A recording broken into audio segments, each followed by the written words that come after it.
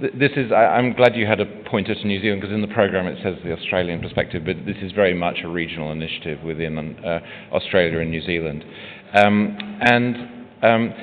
I've actually tried to pull my talk away from just this being about cardiac ultrasound, because I think that that's, to my mind, a very blinkered approach of where point-of-care ultrasound is at and is going within neonatology. And I think that I suppose, goes to the core of what we've tried to do in Australia and New Zealand, is we've tried to create a guideline and a training system which actually embraces both where we are now, which is already multi-organ, but where neonatal point-of-care ultrasound is going in the future, which is really going to embrace every organ. And that's the sort of central theme. And I think the clinical issues that we're all talking about in different regions are essentially the same. The babies don't vary in different parts of the world. I think if we're honest, what varies is the politics. And I think that that's the core of the differences. I just wanted to start really by showing you how it all evolved in Australia and New Zealand. And back in 1998, I actually approached the Australian College and said we ought to be looking at guidelines in ultrasound. And they didn't believe me, and they said, can you do a survey on how much neonatal ultrasound is happening in neonatal units? And the focus here, as you can see, was on echocardiography. And I published this survey, and essentially at that time, and I'll show you this just to show the base off which we were coming, was 41% of NICUs at that time. The primary ultrasound was done by neonatologists.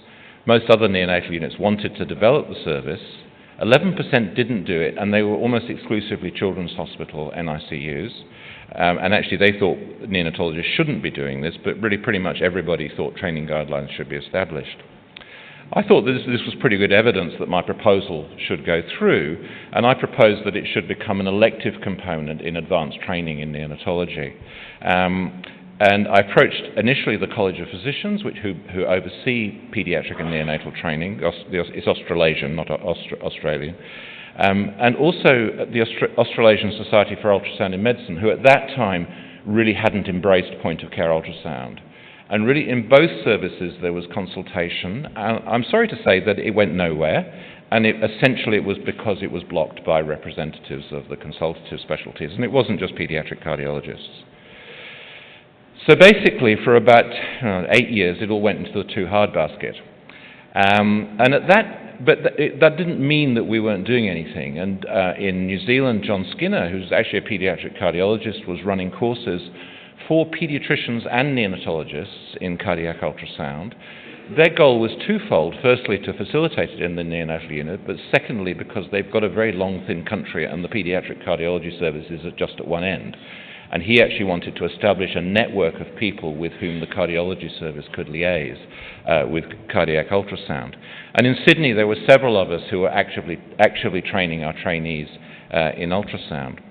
And then in 2006, we had our main meeting, which is the Perinatal Society meeting in Fremantle, and Andy Gill, who was organising this, suggested that we should have a breakaway session to actually discuss this issue. And there was an agreement that we needed a training and accreditation structure.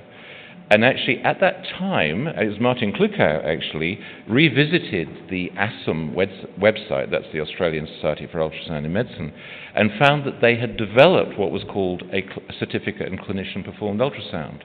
And in fact, this actually embraced other specialties that use point-of-care acute ultrasound. And it's really important to see that we're not in a bubble with this. All the issues we're talking about here are being embraced in most of the other acute specialties in medicine. And I think that that's really important to actually consider. And so, in fact, this was the website, and in fact, this was taken after we'd developed the neonatal one, so you can see the neonatal one actually in there. But you can see all the other specialties who had developed certificates in clinician-performed ultrasound. So we approached ASSM, and they were now enthusiastic, and we developed a steering committee, and this is the names are not important, but what I'd like to highlight is that it was mainly neonatologists, but we were consulting with both pediatric cardiology and radiology. So I would sort of highlight the hierarchy there in terms of this.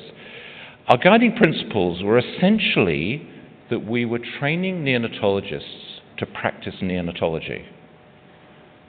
And I think that's actually quite an important component of this. And as neonatologists, we're doctors for every organ.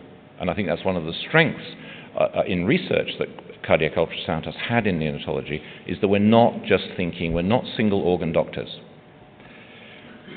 The heart is important, but it's really not just the heart. The ultrasound really has multi-organ acute applications, and these are expanding all the time now. But at the time, we focused on the heart and the brain and basic abdominal ultrasound and line placement, and those were the things that we did. And essentially what we did was that we said, we've got a structure that's already working. Most of us were using the same training structure, which was essentially around supervised ultrasound at the point of neonatal care, in other words, in the neonatal unit where they were going to use the skills.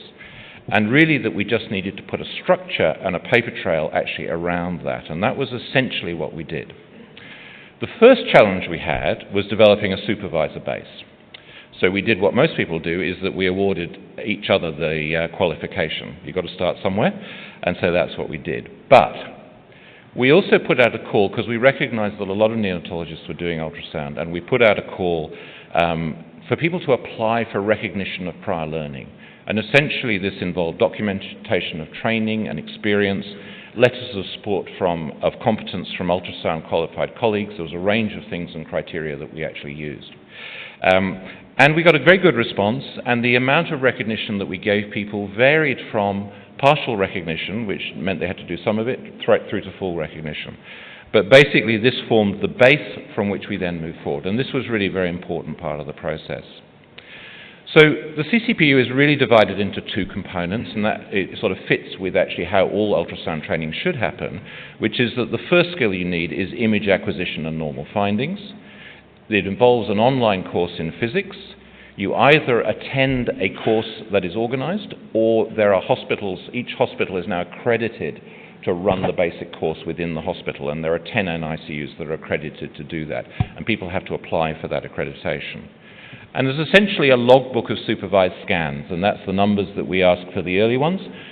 These don't have to be abnormal scans. There's a mix of normal and abnormal scans within here. The important thing here is that people are actually learning to actually get the image acquisition.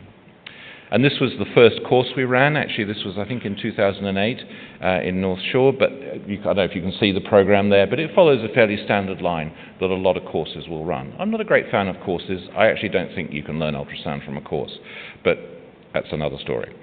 And then we have the advanced module where you have to attend a course that is run by ASSAM. So this is sort of a mandatory thing. You can't get this in hospital.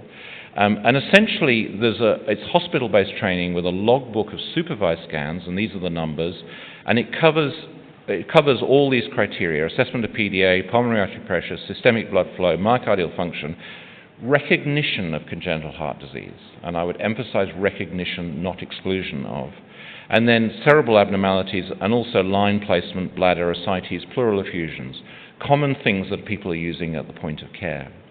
There is a syllabus. I won't bore you with everything that's in there, but it's available on the website. The supervisors have to hold a current neonatal CCPU, or they have to have another recognized ultrasound qualification, and they're working in neonatology.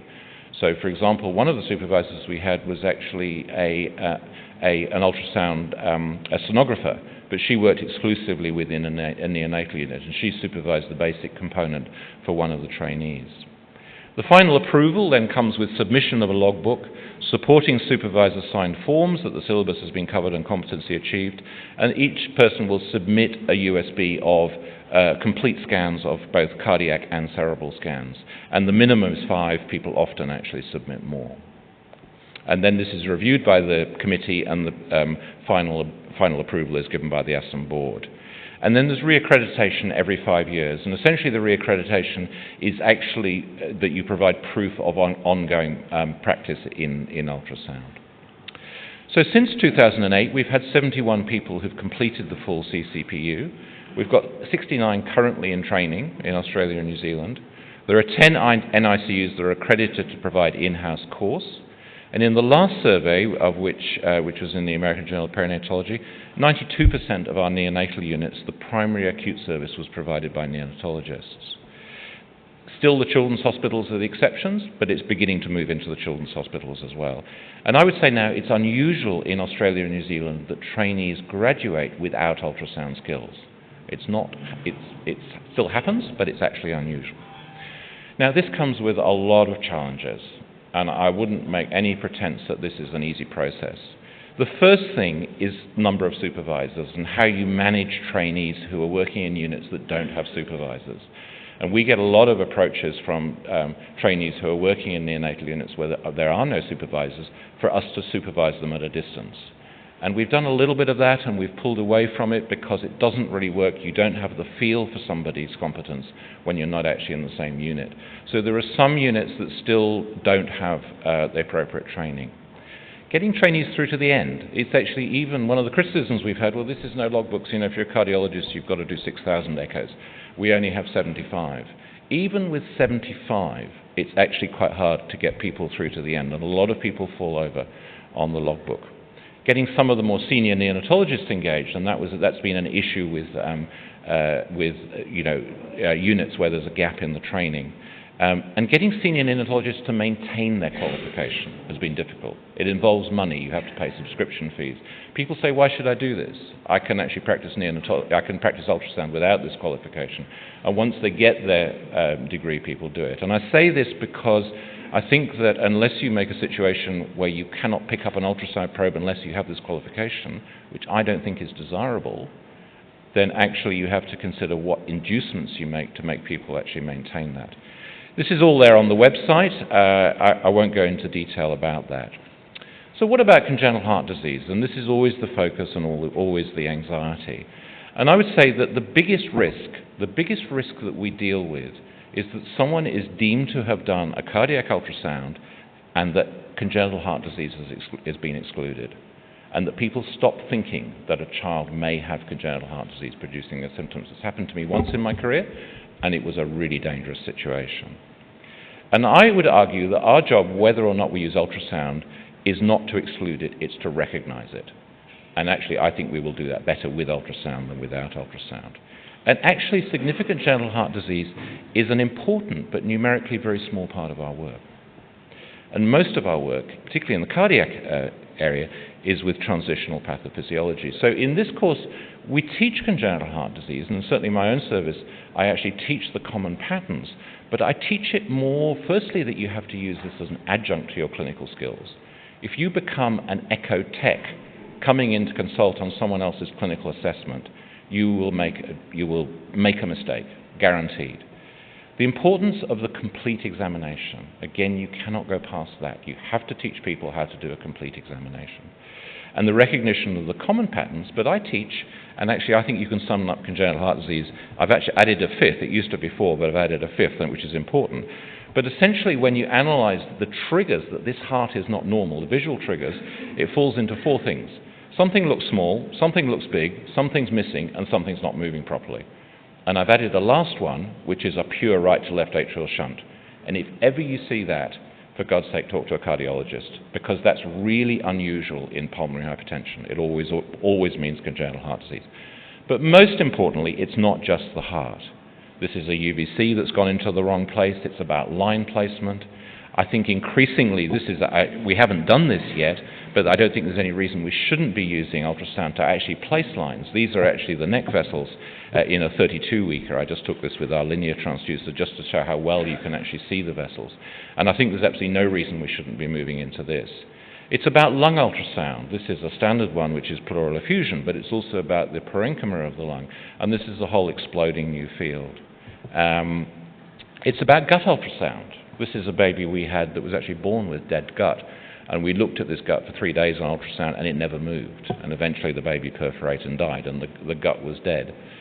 And if you think about the collapsed neonate, and you think about how you could assess that baby with point-of-care ultrasound, there's a whole range of things that you can and should be looking at in which you can get incredibly quick information about this baby. And from a missed point of view, unfortunately, I have seen a lot of babies where I've been asked to review the case who died from line-induced pericardial tamponade. And you have to say that if someone had just put an ultrasound probe on that baby's life would have been saved, and they died without it. So, in many ways, I think we actually have more in common with other critical care ultrasound groups, and WinFocus is one. I won't, and also the emergency physicians. It's actually very impressive if you go to the American College of Emergency Physicians site and look at the parallels of all the things that they're talking about, particularly with the politics, and actually what we're trying to do on the neonatal unit. Future developments that we're actually looking at developing more advanced modules. So really we're taking a line that there's a baseline level of skill, but that if people want to get more experience, for example, in congenital heart disease, or they want to get more experience in lung ultrasound, they can do that, and we will actually then develop those as advanced modules. So we've already had courses in congenital heart disease, which have been run in Perth, and as we speak, there is one of the advanced courses, but there's a day on lung ultrasound actually as part of that. So embracing this idea that actually neonatal palliative coronary ultrasound really is a multi-organ milieu, and the advantages of it will be multi-organ. What's in a name? Willem talked about all the names. This is a personal view, but I think echocardiography is a problem. I think the term echocardiography is a problem because it's a term that came out of cardiology, and it carries with it an implication, whatever you put in front of it. And I think neonatologist performed is a lot better because it tells you who did it. But it carries a connotation that a cardiologist did the scan, and so congenital heart disease. And I think the terminology should encompass who did the scan and what they scanned. And I think that you can embrace beyond the cardiac milieu if you actually essentially have the specialty, in other words, who did it, performed organ ultrasound. So it becomes neonatologist performed cardiac ultrasound. It's a minor shift from what you've done in Europe, and I think that on the whole, I agree with that. So I think in conclusion, Australia and New Zealand have an accreditation process which has been developed by neonatologists in consultation with other specialties, not vice versa. So in other words, we've developed and we control the training of our own trainees. It's relevant to and achievable within the training needs of neonatologists. It recognises that ultrasound has evolving multi-organ applications in acute neonatology, and it's up and working with a defined administrative structure. I'd like to acknowledge ASSAM, who've been a huge help, and actually the current special interest group, whose names are there, who've been an incredibly important part of this working, particularly Martin Klukow. I would actually highlight that Martin has probably been the main driver of this within Australia and New Zealand. Thanks very much.